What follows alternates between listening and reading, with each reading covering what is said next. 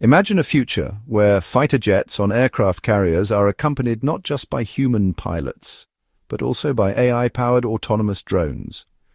And guess what? The United Kingdom is rapidly turning this into reality. Hello friends, in today's video, we're diving into an exciting development in British defence. The United Kingdom is fast-tracking its plan to integrate drones, yes, real carrier-based drones, into its Royal Navy operations, and not in 10 years, but in just a few. Let's understand what this means, why it's a game changer, and how Britain is preparing its aircraft carriers for the drone age. So recently, a United Kingdom government official confirmed that Britain is accelerating its efforts to develop and deploy drones, officially called Autonomous Collaborative Platforms, or ACPs, to fly alongside the F-35 stealth jets on aircraft carriers. This is a major shift in strategy. The aim is not just to add some drones for show, but to create a hybrid air wing. A team of crewed and uncrewed aircraft working together for missions like surveillance, jamming, decoys, and even precision strikes. It's about multiplying the power of existing jets while keeping pilots safe in high-risk operations. Let's look at the big picture. Modern threats have changed. China, Russia, Iran, all of them are investing heavily in anti-air systems and cyber warfare. In this environment, sending human pilots into contested airspace is increasingly risky.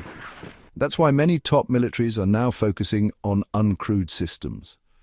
For the United Kingdom, drones offer three major benefits. First, more combat mass. You can send more aircraft without needing more pilots. Second, lower cost. Drones are cheaper to build and operate than F-35s. And third, reduced risk to human life. Drones can perform dangerous tasks where you wouldn't want to send a person. So it's not just about fancy tech. It's about smart, survivable warfare. The Royal Navy is already experimenting with multiple drone types. In 2021, they launched a Banshee drone off the HMS Prince of Wales to test flight capabilities. Then, in 2023, they tested the Mojave drone from General Atomics, which can carry heavy payloads and operate from shorter runways, perfect for aircraft carriers. They're also using the Malloy T-150 cargo drone to deliver supplies between ships, which saves fuel and manpower. But honestly, that's just the beginning.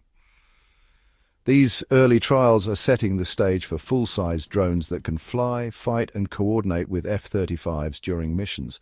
The long-term vision, well, it's a seamless team of jets and drones communicating in real time. Now, you might be wondering, what does a hybrid air wing actually look like? Think of it like this. Britain currently operates two aircraft carriers, HMS Queen Elizabeth and HMS Prince of Wales. Each carrier typically deploys with F-35B stealth jets. But because of budget and availability, it's not always possible to equip both ships with full squadrons. By adding carrier-launched drones, each ship could have its own air wing, meaning both can deploy at the same time with full operational strength. Drones would handle roles like radar jamming, early warning, or even kamikaze-style attacks, allowing the F-35s to focus on key strike missions.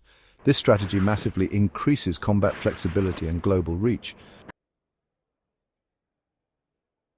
But why is Britain doing this now? It's all about staying relevant in a rapidly changing world.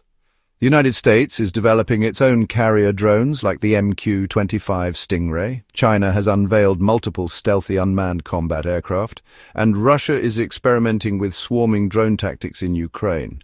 Britain knows it must keep up with the tech race or risk falling behind. That's why the Integrated Defence Review puts heavy emphasis on drone warfare, artificial intelligence, and next-generation missile systems. The UK wants its aircraft carriers to be more than symbols. They must be powerful, high-tech, and ready for any conflict scenario. So to wrap it up, the UK is fast-tracking its carrier drone program to boost naval air power. These drones will work with manned jets to create a hybrid AI-assisted strike force. Trials have already begun, and real-world deployment could happen within the next few years. This is not just about Britain, it's about the future of warfare itself. Whether it's surveillance, electronic jamming, or deep strikes, drones are here to stay. And as the UK prepares its fleet for the next big war, whether in Europe, the Middle East, or the Indo-Pacific, these flying robots could be the deciding factor. So, friends, what do you think about the future of drone warfare?